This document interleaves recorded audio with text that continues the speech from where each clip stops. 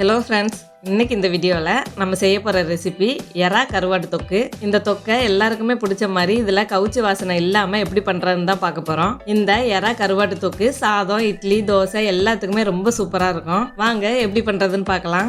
இந்த தொக்கு பண்ணுறதுக்கு காஞ்ச எறாவை எடுத்துக்கோங்க. ஒரு 60 கிராம் அளவுக்கு ட்ரை ப்ரான்ஸ் எடுத்து வச்சுருக்கேன். இதுலேயே சென்னாங்குண்ணின்னு ஒன்று இருக்கும். அது ரொம்ப பொடி பொடியாக இருக்கும். ஆனால் நான் எடுத்துருக்கிறது காஞ்ச எறா. இதை கடையில் நமக்கு நல்லா சுத்தம் பண்ணி தான் விற்கிறாங்க. இருந்தாலும் கொஞ்சம் மண், தூசி இதெல்லாம் இருக்க தான் செய்யுது. அதனால எறாவை நல்லா கழுவி எடுத்துக்கலாம். நான் இதை ஒரு 3-4 தடவைக்கு மேலேயே கழுவி எடுத்திருக்கேன். அப்போதான் இதில் இருக்க தூசி மண்ணெல்லாம் இல்லாமல் இருக்கும். இப்போ நல்லா கழுவி எடுத்த காஞ்ச எறாவை தண்ணியை நல்லா வடிச்சிட்டு எடுத்து வச்சுக்கோங்க. இந்த காஞ்ச எறாவை ரொம்ப நேரம் சுடுதண்ணி ஊற்றி ஊற வைக்காம அதோட பச்சை வாசனையும் நமக்கு ரொம்ப தெரியாமல் கருவாடு தொக்கு செய்ய போகிறோம். அதுக்கு கொஞ்சமாக மசாலா தடவிட்டு ஊற வச்சிடலாம். கழுவி வச்ச எறால கொஞ்சமாக மஞ்சள் தூள் சேர்த்துக்கோங்க. 1/4 டீஸ்பூன் அளவுக்கு மஞ்சள் தூள் சேர்த்துருக்கேன். தனி மிளகாத்தூள் சேர்த்துக்கலாம். நான் ஒரு 1/2 டீஸ்பூன் அளவுக்கு தனி மிளகாத்தூளை சேர்த்துருக்கேன். கொஞ்சமாக மட்டும் உப்பு சேர்த்துட்டு காஞ்ச எறாவை இந்த மசாலாவோட நல்லா ஒட்டுற மாதிரி கலந்து விட்டுக்கோங்க. இப்போ இந்த மசாலா தடவின எறாவை வறுத்தெடுக்க போகிறோம். ஒரு கடாய் அப்படி இல்லைன்னா பேன் எடுத்துக்கோங்க. எறாவை வறுத்தெடுக்கிறதுக்கு தேவையான எண்ணெய் மட்டும் கொஞ்சமாக சேர்த்துக்கலாம். நான் இந்த தொக்கை சாதத்தில் சேர்த்து பிசைஞ்சு சாப்பிட்றதுக்காக நல்லெண்ணெய் சேர்த்து செய்ய போகிறேன். அதுக்கு ஒரு 2 ஸ்பூன் அளவுக்கு நல்லெண்ணெய் சேர்த்துருக்கேன். எண்ணெய் காஞ்சதும் மசாலா தடவின எறாவை சேர்த்துக்கோங்க. இதை இப்போ ஒரு 2-3 நிமிஷத்துக்காவது நம்ம ஃப்ளேமை மீடியமில் வச்சுட்டு கைவிடாமல் வறுத்தெடுக்க போகிறோம். அப்படி இல்லைன்னா ஃப்ளேமை லோவில் வச்சுட்டு 1 நிமிஷத்துக்கு ஒரு தடவை கூட நீங்கள் கை விட்டுட்டு வறுத்து விட்டுக்கலாம். லோ ஃப்ளேமில் வச்சு வறுத்தெடுத்தோன்னா மசாலா நெடியும் நமக்கு ரொம்ப இருக்காது. இதுக்கு நடுவில் நம்ம வெங்காயம் தக்காளியை கூட நறுக்கி எடுத்துகிட்டு வந்துடலாம். இப்போ மசாலா தடவின எறாவை ஒரு 3-4 நிமிஷத்துக்கு நல்லா வறுத்து விட்டாச்சு. இதை இப்போ தனியாக எடுத்து வச்சிடலாம். கருவாட்டு தொக்கு பண்ணுறதுக்கு ஒரு பாத்திரத்தில் எண்ணெய் சேர்த்துக்கலாம். நான் ஒரு 4-5 ஸ்பூன் அளவுக்கு நல்லெண்ணெயை சேர்த்துருக்கேன். அப்போ தான் நம்ம சாதத்தில் பரட்டி சாப்பிட்றதுக்கு சரியாக இருக்கும். எண்ணெய் காஞ்சதும் கடுகு சேர்த்துக்கோங்க. 1/2 டீஸ்பூன் அளவுக்கு கடுகு உளுந்தை சேர்த்துருக்கேன். கடுகு லேசாக வெடித்து வந்ததும் சீரகம் சேர்த்துக்கலாம். சீரகமும் அதே மாதிரி தான் ஒரு 1/2 டீஸ்பூன் அளவுக்கு தான் சேர்த்துருக்கேன். சீரகம் இந்த மாதிரி லேசாக பொரிஞ்சு வரும். சீரகம் பொரிஞ்சதும் பூண்டு சேர்த்துக்கோங்க. பூண்டு சேர்க்கும் போது உங்கள் விருப்பத்துக்கு ஏற்ற மாதிரி இது பொடி பொடியாக நறுக்கியோ இல்லைனா முழுசாக கூட சில பேர் போடுவாங்க. இல்லைனா இந்த மாதிரி தட்டி கூட சேர்த்துக்கோங்க.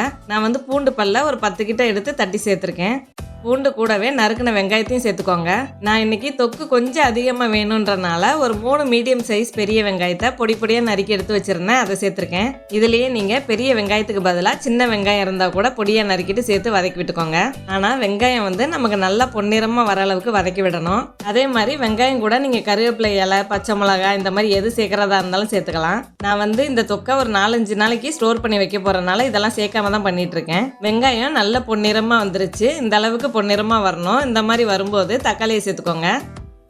நான் 3 வெங்காயத்துக்கு 3 மீடியம் சைஸ் தக்காளின்ற கணக்குக்கு தக்காளியை பேஸ்ட்டாக அரைச்சி எடுத்து வச்சுருக்கேன். நீங்கள் தக்காளியை கையில் பிசைஞ்சோ அப்படி இல்லைன்னா பொடி பொடியாவோ நறுக்கி சேர்க்குறதா இருந்தாலும் சேர்த்துக்கோங்க. நான் தொக்கு நல்லா கிடைக்கிறதுக்காகவும் கெட்டியாக சாதத்தில் நம்ம பிசைஞ்சு சாப்பிட்றதுக்காக இந்த மாதிரி அரைச்சி சேர்த்துருக்கேன். தக்காளியை சேர்த்துட்டு இதை ஒரு 2-3 நிமிஷத்துக்கு வதக்கி விட்டுக்கலாம். நீங்கள் தக்காளியை நறுக்கி சேர்த்துருந்தீங்கன்னா மட்டும் தக்காளி குழஞ்சி வர அளவுக்கு வதக்கி விட்டுக்கோங்க.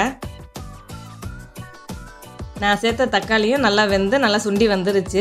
இப்போ குழம்புக்கு தேவையான மசால் பொடியை சேர்க்க போகிறோம். நம்ம முன்னாடியே இறால மஞ்சள் தூளும் மிளகாத்தூளும் சேர்த்து தான் வறுத்து எடுத்து வச்சுருந்தோம் இல்லையா?